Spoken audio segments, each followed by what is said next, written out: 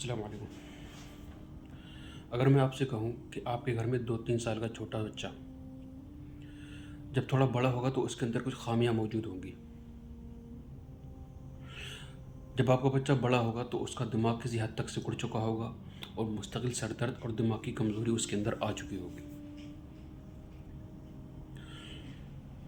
जिस उम्र में पहले के बच्चे हर वक्त बाहर खेलने या शरारतें करने की वजह से पिटा करते थे, उस उम्र में आपके बच्चे के अंदर किसी खेल की, किसी खिलौने की या कुछ भी मनपसंद खाने की कोई दिलचस्पी मौजूद नहीं होगी।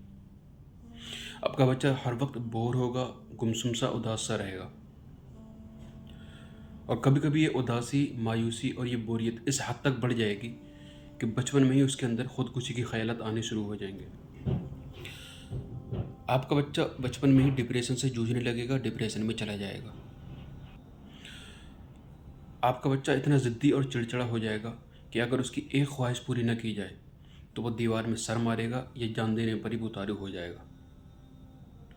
आपका बच्चा आपका इंतहाई नाफरमान होगा, इतना कि आपकी ज़िंदगी अज़ाब बना दे और आप ये कहने लगे कि ऐसी औलाद से तो बिना औलाद के बेहतर थे। इस्लामी नज़रिए से देखें तो आपके बच्चे के अंदर बचपन में ही हया ख़त्म हो चुकी होगी, और एक बार हया ख़त्म हो जाए तो फिर इंसान जानवर बन जाता है। पढ़ाई में आपका बच्चा इंतहाई कमज़ोर होगा और याददाश्त कमज़ोर होने की वजह से कुछ भी याद नहीं रखेगा। इसके अलावा नींद न आना, हर वक्त सर दर्द, कुछ भी पढ़ने पर 10 मिनट भी तवज्जो न रख पाना, आँखों की, जिस्म की, दिमाग की कमज़ोरी, इस तरह की और कई सारी बीमारियां आपके बच्चे के अंदर मौजूद होंगी। क्या इन बातों को सुनकर कुछ डर सा लगा? अब एक बार वीडियो को रिपीट करके इन तमाम बीमारियों को दोबारा से सुनिए। आपको अगर यकीनी तौर पर मालूम हो जाए कि इनमें से कोई एक बीमारी भी आपके बच्चे को हो सकती है तो शायद आप आज ही से इसका इलाज ढूंढना शुरू कर दें। लेकिन ये सिर्फ अंदेशा नहीं है, बल्कि ऐसा होगा। क्यों होगा, आइए इसको जानने की कोशिश करते हैं। दरअसल ये एक बीमारी है, बल्कि बीमारी नहीं, इसको महामारी कहिए। और जैसे हर महामारी का एक वायरस होता है, जैसे कोरोना का वायरस था, ऐसे ही इस बीमारी का वायरस है मोबाइल स्क्रीन। जी हाँ, मोबाइल स्क्रीन। आइए थोड़ा मेडिकल साइंस की रोशनी में समझने की कोशिश करते हैं। दरअसल दिमाग के अंदर एक केमिकल होता है डोपामिन। इस केमिकल का काम है दिमाग को खुशी का एहसास करवाना, और यही वो केमिकल है जिसकी वजह से हमारा किसी काम को करने का मन होता है या मन नहीं होता। ये केमिकल औसत दर्जे से थोड़ा बढ़ जाए तो दिमाग को खुशी का, खुद एतमादी का, एनर्जी का एहसास होता है। लेकिन जब ये केमिकल औसत दर्जे से कम होता है तो फिर तबीयत बुझी बुझी सी, किसी काम में मन नहीं लगना, थकान, याददाश्त की कमज़ोरी, डिप्रेशन, बात बात पे गुस्सा आना और डिप्रेशन, इस तरह की कैफियत इंसान के अंदर पैदा हो जाती हैं। ये केमिकल कब बढ़ता है? फ़र्ज़ करें कि नॉर्मल हालत में केमिकल ये 100% है, तो आपने कोई गाना, म्यूज़िक सुना या अपनी तारीफ़ सुन ली, 120% हो गया और एक फ़ौरी खुशी का एहसास हुआ। कोई खेल खेल लिया, एक्सरसाइज कर ली या रनिंग कर ली, 130% हो गया और एक खुशी का एहसास हुआ।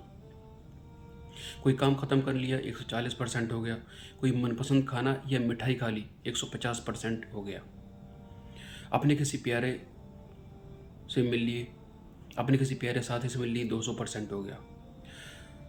अब 2 घंटे खेलने से जो डोपामिन सिर्फ 120% बढ़ा था, मोबाइल स्क्रीन देखने से कुछ ही सेकंड में ये 400-500% तक चला जाता है और एक अचानक खुशी का एहसास होता है। नॉर्मल हालत में ये डोपामिन ऊपर जाकर नीचे आ जाता है, जिससे बंदा थोड़ी देर बोर महसूस करता है, लेकिन बाद में नॉर्मल हो जाता है। लेकिन जब मोबाइल बार बार देखा जाता है, बार बार देखा जाता है, तो इसी 400-500 लेवल के हाई लेवल डोपामिन की दिमाग को आदत लग जाती है। यानी अब दिमाग को खुश होने के लिए इसी लेवल का डोपामिन, इसी लेवल का ये केमिकल चाहिए। लेकिन नॉर्मल एक्टिविटीज़, रोज़मर्रा के काम, खाना पीना, चलना फिरना या कोई भी काम जो रोज़ाना हम करते हैं, उनमें इस लेवल का डोपामिन हमको नहीं मिलता। लिहाजा ये तमाम काम हमारे लिए बोरिंग हो जाते हैं, जिसका नतीजे में तबीयत बुझी बुझी सी, मायूसी, किसी काम में मन नहीं लगना, डिप्रेशन, सर दर्द, इस तरह की कैफियत धीरे धीरे आने लगती हैं। और ये बिल्कुल ऐसे ही है कि एक आम नॉर्मल इंसान की 3-4 रोटी में भूख ख़त्म हो जाती है। लेकिन अगर किसी ने 12 रोटी खाने की आदत डाल रखी हो तो 3-4 रोटी में उसका क्या होगा? कुछ नहीं होगा। उसको फिर भूख ख़त्म करने के लिए 12 या उससे ज़्यादा रोटी चाहिए। ऐसे ही दिमाग को डोपामिन की आदत या भूख लग जाती है कि अब उसको उसी हाई लेवल का डोपामिन चाहिए खुश होने के लिए। या फिर यूँ समझिए, कोई भी बीड़ी, सिगरेट, गुटखा या शराब शुरू में उसकी मामूली मिकदार ही इंसान पर नशा तारी कर देती है। लेकिन जब कोई नशे का आदी हो जाए तो फिर उसको फिर हैवी मिकदार, हैवी डोज चाहिए नशे में ले जाने के लिए। आम भाषा में इसे लत लगना कहते हैं। और जिस तरह बीड़ी की, सिगरेट की, गुटखा की या शराब की लत होती है, बिल्कुल इसी तरह से मोबाइल की भी लत होती है और ये एक बीमारी है।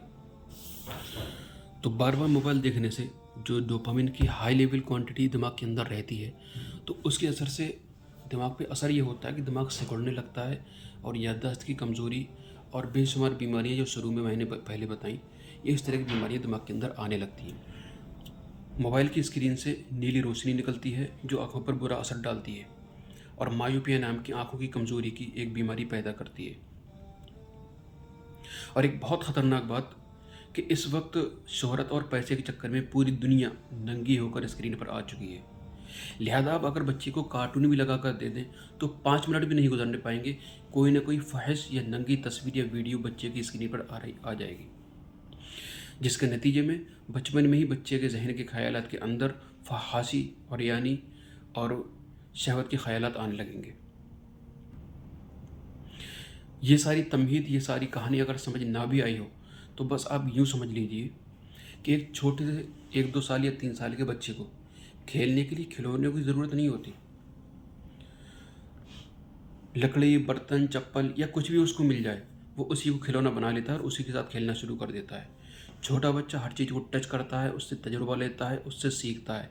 वो आसपास के बोलने वाले इंसानों की आवाज़ों को सुनता है, आपकी आवाज़ों को, आपकी बातों को सुनता है, उनको याद करता है और किसी मौके पर उन्हीं को रिपीट करता है। कभी कभी आपको लगता है कि आपकी ये बच्चे ने ये हैरान कुन बात कैसे बोली, तो दरअसल वो बात पहले उसने कहीं से सुनी होती है और सुनने के बाद में उसकी मेमोरी, उसका दिमाग उसको महफूज कर लेता है, सेव कर लेता है और उस मौके पर वो निकल के आती है। ये एक तख्लीकी जहन की, एक क्रिएटिव माइंड की, बच्चे के सीखने वाले दिमाग की खुसूसियत होती है। और बच्चे का दिमाग जितना ज़्यादा क्रिएटिव, जितना ज़्यादा तेज़ होगा, वो इन एक्टिविटीज़ में उतना ही ज़्यादा माहिर और तेज़ होगा।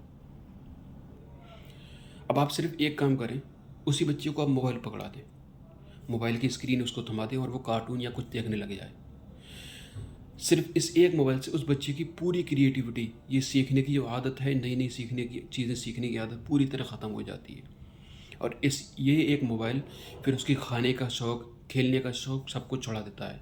फिर आप उसके पीछे उसकी फेवरेट चीज़ें खाने की लेके घूमते रहिए, उसको आप बहलाते रहिए, उसको आप जो खिलौने देते रहिए।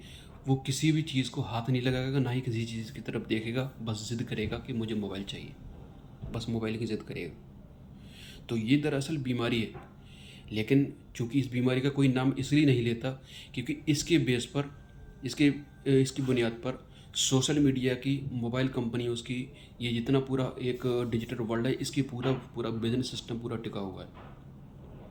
लिहाजा इस बीमारी को हाईलाइट नहीं किया जाता, लेकिन ये एक बीमारी और एक महामारी है। लिहाजा आखिर में सिर्फ एक बात कि अगर आपके सामने 2 ऑप्शन हो कि या तो आपको अपने बच्चे के हाथ में मोबाइल देना है या जलता हुआ एक अंगारा पकड़ाना है, और आप पाबंद हो कि आपको किसी एक ऑप्शन पर अमल करना ही करना है, तो मेहरबानी करके बिला झिझक बच्चे के हाथ में अंगारा पकड़ा देना, मोबाइल मत देना। क्योंकि अंगारे से जब हाथ जलेगा तो वो एकदम से तकलीफ तो होगी, लेकिन धीरे धीरे वो हाथ सही हो जाएगा। लेकिन स्क्रीन देखने से, मोबाइल देखने से बच्चे के जहन के अंदर जो बदलाव होंगे, जो उसके अंदर नुकसान होगा, जो डैमेज होगा उसके अंदर, उसकी भरपाई फिर सारी उम्र नहीं हो सकेगी। शुक्रिया, उम्मीद है बात समझ में आई होगी।